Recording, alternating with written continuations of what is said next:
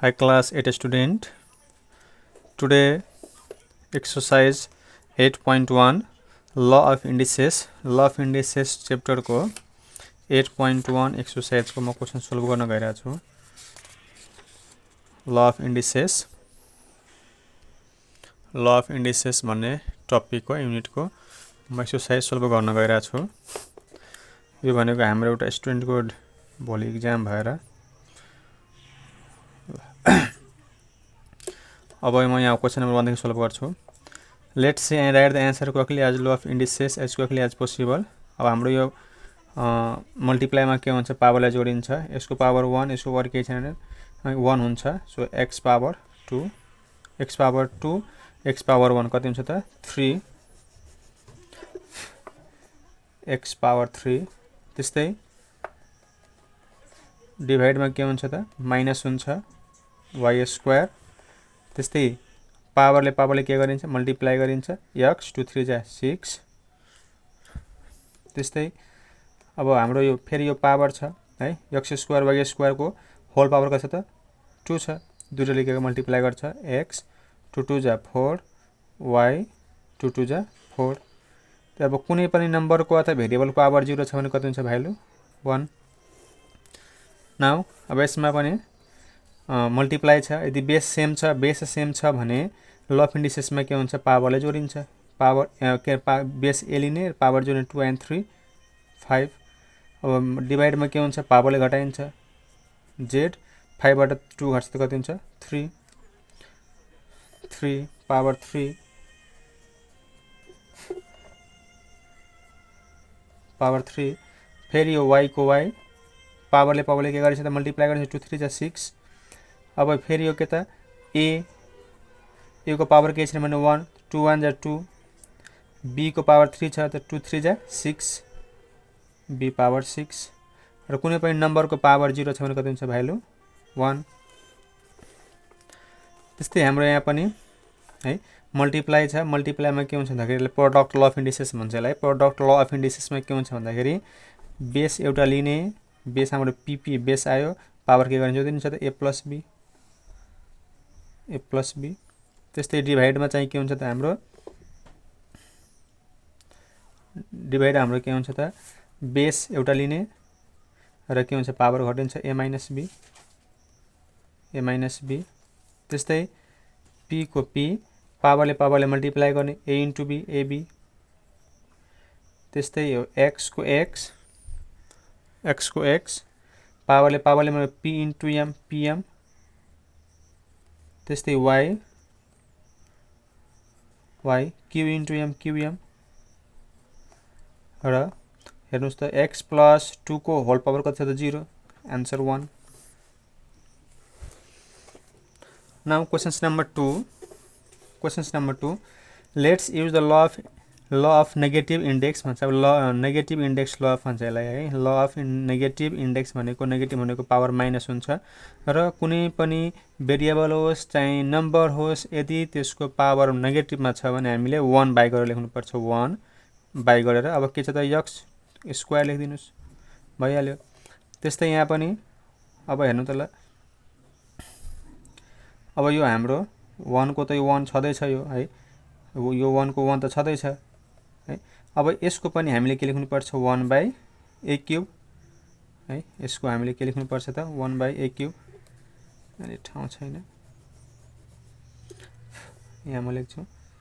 यो 1 को 1 छँदैछ र यसको कति हुन्छ त 1 बाई a को क्युब, 1 को a क्युब.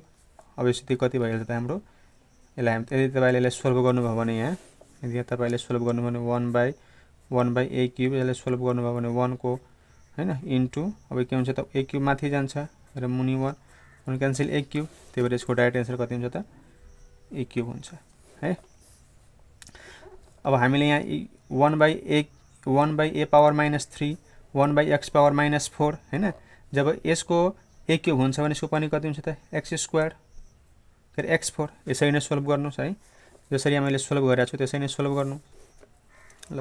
अब यसको पनि कति हुन्छ त p पावर क्युब है यसको आन्सर. त्यस्तै अब यहाँ हेर्नुस् b 1 बाई पी क्युब, त्यस्तै 1/a power x, 1/a power x। हामीले कुनै पनि हैन कुनै पनि भेरिएबलको पावर माइनसमा छ भने हामीले 1/, गरेर लेख्नुपर्ने हुन्छ। यसलाई भन्छ law of negative index, law of negative index.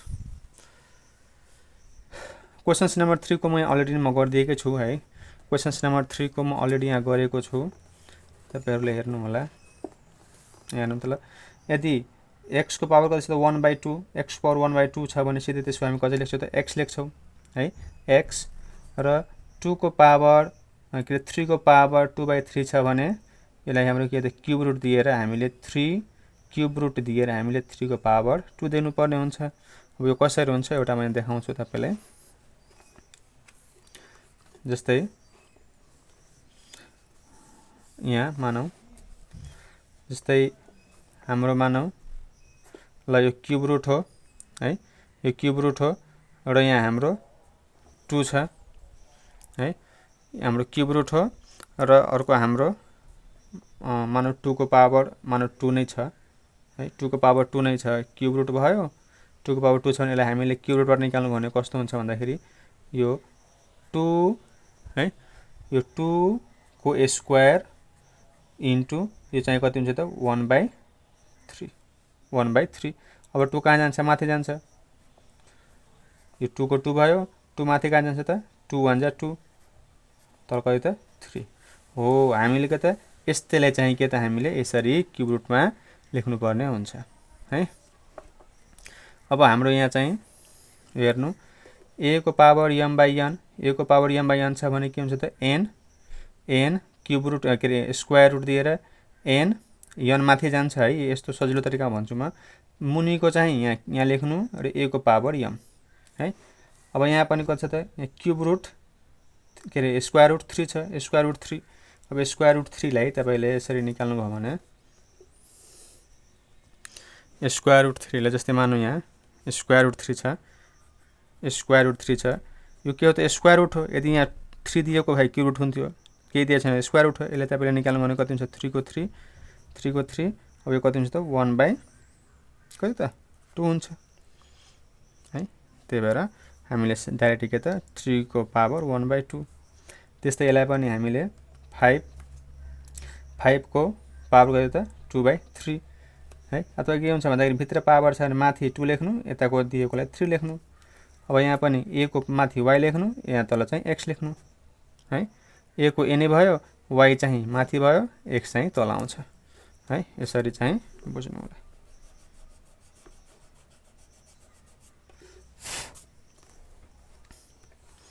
जस्तै एउटा फेरि म एक्जाम्पल बुझाउँछु।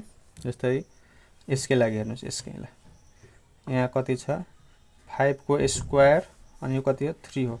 यसलाई तपाईले सोल्भ गर्नु भने कति हुन्छ 5 को स्क्वायर इन्टु यो कति क्युब रुट हो, क्युब रुट भनेको 1/3। अब तपाईले सोल्भ गर्नु भने 5 को 5 2 1 जा 2, 2 1 जा 2/3 आयो, यति 2/3। यसलाई तपाईले सोल्भ गर्नुभयो भने यसरी चाहिँ सोल्भ गरिन्छ है।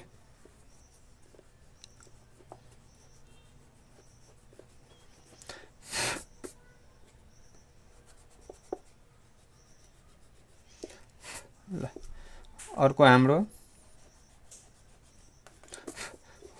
Questions number 4। क्वेशन्स नम्बर 4 हेर्नु। For what power of cube को पावर कति भयो भने भ्यालु 1 हुन्छ है। For what value of power cube को भ्यालु कति भयो भने भ्यालु 1 हुन्छ। त हामीलाई थाहा छ कुनै पनि भेरिएबल अथवा नम्बर को भ्यालु 0 भयो भने त्यसको भ्यालु कति हुन्छ 1। सो हाम्रो आन्सर कति हुन्छ त 0। अब यहाँ पनि if 3 power x equal to 1, so what is the value of x। अब x को भ्यालु कति हुन्छ त है। अब x को भ्यालु कति हुन्छ त, अब हामीले x को भ्यालु भनेको छ निकाल्नलाई है। त x को भ्यालु हाम्रो 0 हुन्छ। अब यो कसरी 0 भयो म तपाईलाई सोल्भ गरेर देखाउँछु। हेर्नु होला। 3 पावर x इक्वल टु 1 छ। यसलाई हामीले 3 पावर x, अब यहाँ मानौँ मैले 0 को पावर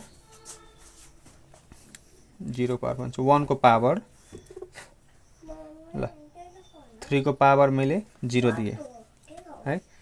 मैले बेस मिलाएको जस्तै 3 power x 3 power x equal to अब 3 को पावर मैले किन 0 दिएँ भन्दाखेरि 3 3 बेस मिलाउनु पर्यो र 3 को पावर 0 छ भने कति हुन्छ 1 3x इक्वल टू 1 है। 3x यो 3 को पावर मैले 0 दिएँ 3 पावर 0 भयो भने भ्यालु कति हुन्छ 1 हाम्रो यदि आइ गएन तर हाम्रो यो के हुन्छ क्यान्सल हुन्छ। सो x इक्वल टू कति भयो त 0 x इक्वल टू 0 त्यही भएर यहाँ मैले डाइरेक्ट के त 0 लेखेको।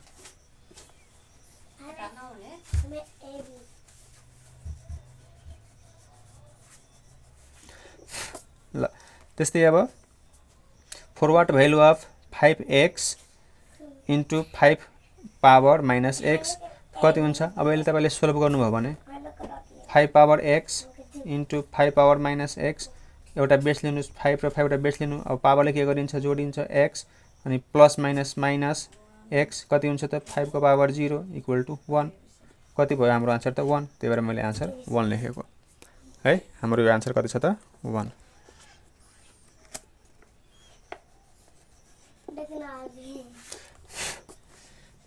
त्यस्तै what should be the power of x so that its value will be 1 by x square। x square को भ्यालु चाहिँ के अरे x को भ्यालु कति भयो भने x को भ्यालु कति भयो भने 1 by x स्क्वायर हुन्छ त हामीलाई थाहा छ। x को पावर कति हुन्छ -2 जस्तै हाम्रो x को पावर -2 यानी कि यसलाई के भन्छ त नेगेटिभ ल अफ इन्डेक्स भन्छ। नेगेटिभ इन्डेक्स अफ ल नेगेटिभ इन्डेक्स लमा के हुन्छ त पावर माइनस x भयो भने कति हुन्छ त 1 by x स्क्वायर हुन्छ। अब हाम्रो त्यही छ 1 by के त x को पावर हाम्रो कति हुनु पर्यो त -2 भयो भने कति हुन्छ त 1 by x स्क्वायर हुन्छ है। त्यस्तै यहाँ पनि अब for what power of a + 2 को पावर कति भयो भने a + 2 को पावर कति भयो भने हाम्रो आन्सर चाहिँ 3 आउँछ भ्यालु चाहिँ 3 आउँछ। हामीलाई थाहा छ हामीले यहाँ पावर 0 थप्यो भने कति हुन्छ पावर 0 थप्यो भने कति हुन्छ 1 1 ले 3 ले डिभाइड भने कति हुन्छ 3 आउँछ त्यही भएर हाम्रो यसको पावर कति हुन्छ त 0 है। अब यहाँ पनि त्यस्तै गरिदिएको छु हेर्नु ल।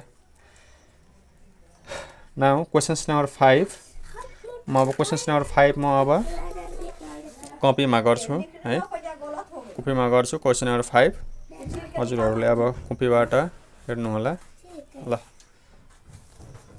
Thanks for watching.